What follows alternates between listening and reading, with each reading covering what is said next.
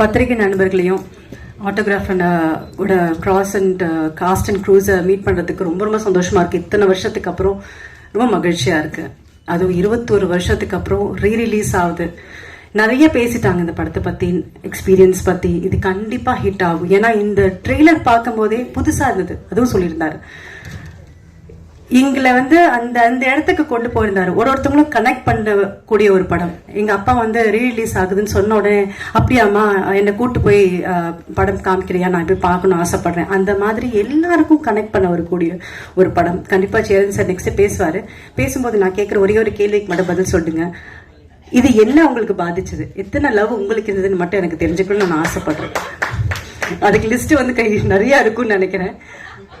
அதே மாதிரி நிறைய விஷயம் இந்த படம் எனக்கு சொல்லி கொடுத்தது. இந்த படம் பண்ணும்போது நிறைய மன அழுத்தம், மன உடைச்சல் எனக்கு பர்சனலா இருந்தது. அது கண்டுபிடிச்ச ஒரே பர்சன் பார்த்தீங்கன்னா சேரன். ஆட்டோகிராஃப் சாங்ஸ் ஷூட் பண்ணிட்டு இருக்கோம். ஷூட் பண்ணிட்டு இருக்கும்போது ரொம்ப ரொம்ப மன கஷ்டத்துல இருந்தேன். யாருக்குமே தெரியாது, நான் வெளியே ரொம்ப சிரிச்சிட்டு இருப்பேன், யாருக்குமே தெரியாது. நான் லைட் பண்ணிட்டு இருக்காங்க இந்த ஒவ்வொரு புக்லையும். அப்போ கார்னர்ல உட்காந்துருந்தேன்.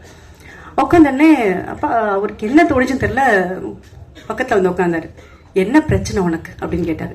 இல்லைப்பா ஒன்றும் இல்லைப்பா, இல்லை ஏதோ ஒரு பிரச்சனையில் இருக்கேன்னு எனக்கு தெரியும், எல்லாம் சரியாகும் ஓகே அப்படின்னு சொல்லி அன்னைக்கு ஃப்ரெண்ட்ஷிப் ஆனது தான் இந்த ஃப்ரெண்ட்ஷிப் 21 வருஷமா அவ்வளோ பெஸ்ட் ஃப்ரெண்டுன்னு சொல்ல முடியும். இந்த இண்டஸ்ட்ரியில் நான் மார்த்துட்டி சொல்லிக்க முடியும்.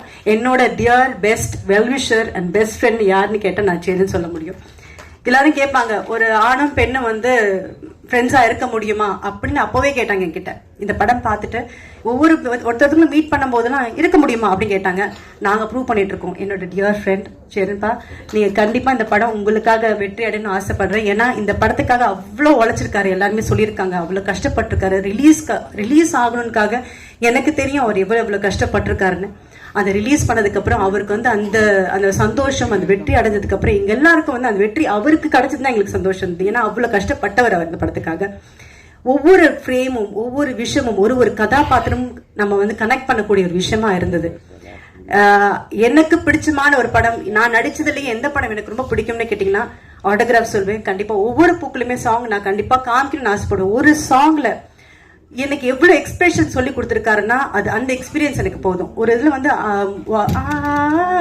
மாதிரி வரும்.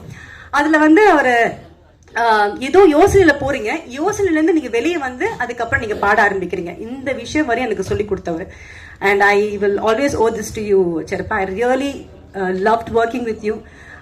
இன்ஃபேக்ட் இந்த செகண்ட் பார்ட் பண்ணணும்னு நினைக்கும் போதோ இல்ல பிரிவும் சந்திப்பும் பண்ணணும்னு நினைக்கும் போதோ, நம்ம ஃப்ரெண்ட்ஸ் தானே, எப்படி ஹஸ்பண்ட் ஒய்ஃப் நடிக்கிறது அப்படின்னு கேட்டாரு. அவருக்கு அந்த ஒரு டவுட் இருந்தது. பட் அதை மீறி ஒரு நல்ல படங்கள் நாங்க பண்ண முடிஞ்சது. அண்ட் கண்டிப்பா இந்த ரீரிலீஸ் ஒரு பெரிய வெற்றி அடையும். எனக்கு எல்லாருமே இப்ப நிறைய லவ் வந்துருச்சு. ஜென்சி லவ் வித்தியாசமா லவ் பண்றாங்க. ஆனா லவ்னா இதுதான் அப்படின்றது காமிச்சிருக்காரு. கண்டிப்பா இது எல்லாருக்கும் பிடிக்கும் நம்பர் திருப்பியும். தேங்க்யூ.